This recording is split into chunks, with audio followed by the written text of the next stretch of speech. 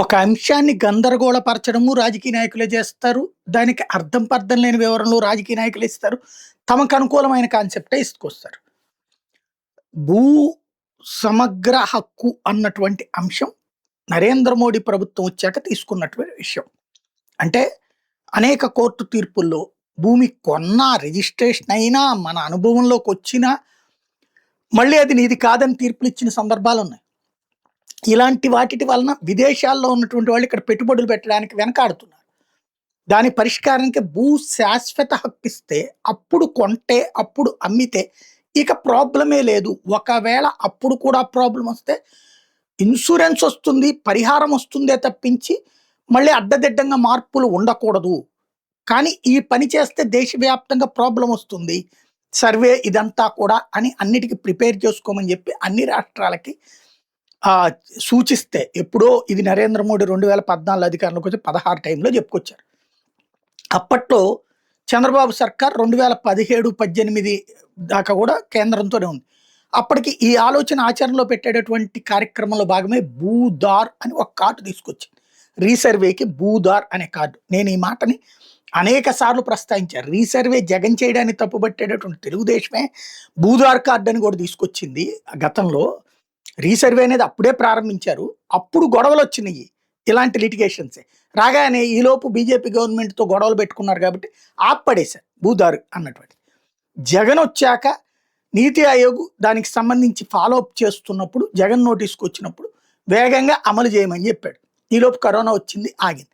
Corona అయిపోయిన తర్వాతన ఈ సర్వేయర్లకి శిక్షణలు ఇవన్నీ ఇచ్చేటప్పటికి 2 ఏళ్ళు పట్టేసింది, 1.5 ఏడాదిన్నర అట్లాగా. అంటే ప్రభుత్వం అంటేనే నిదానం అవుతుంది ఎంత ఇదైనా సరే. అంతా అయిన తర్వాత వాళ్ళందరినీ దాదాపు 15,000 మందిని పెట్టి, విమానాలు పెట్టి, హెలికాప్టర్లు పెట్టి, సిస్టమ్ అంతా పెట్టి తీసుకొచ్చారు. చేసిన తప్పు అయితే ఖచ్చితంగా జగన్ది. అప్పుడు ఇప్పుడు ఎప్పుడు చెప్పేదే తన ఫోటో పెట్టడం, ఆ ఏదైతే ఫలకాల మీద అంటే సర్వే రాళ్ళ మీద తన బొమ్మ పెట్టడం తప్పు. బట్ ఓవరాల్గా ఆ సిస్టమ్ అవసరం. లిటిగేషన్స్ రాలేదా? బోలెడు వచ్చినాయి. వస్తాయి అనినే కదా అది శాశ్వత పరిష్కారానికే కదా పెట్టింది. ఇప్పుడు వీళ్ళు మళ్ళీ రీసర్వే చేస్తున్నారు. మళ్ళీ ఇప్పుడు వచ్చినాయి అని ఇప్పుడే ఈనాడు జ్యోతి రాస్తుంది కదా. ఆనాడు చేస్తే జగన్ చేశాడు, లేకపోతే వైసీపీ కావాలని చేసింది అన్నారు. ఇప్పుడు చేస్తేనేమో అధికారులు తప్పిదమంటున్నారు. దానికి తోడు రీసర్వేకి ఇప్పుడు డబ్బులు వచ్చింది దేనికి? జగన్ టైంలో అద్భుతంగా చేసినందుకు డబ్బులు వచ్చినాయి. 400 కోట్ల రూపాయలు గిఫ్ట్గా ఇచ్చింది కేంద్ర ప్రభుత్వం. దాంతోపాటు 50 ఏళ్ల పాటు వడ్డీ లేని రుణాలు కూడా ఇస్తానంది. అందుకే జగన్ తొందరపడింది అక్కడ. వ్యక్తిగతంగా కాదు, రాష్ట్రానికి 50 ఏళ్ల పాటు వడ్డీ లేని రుణాలు వస్తున్నాయంటే పండగే కదా.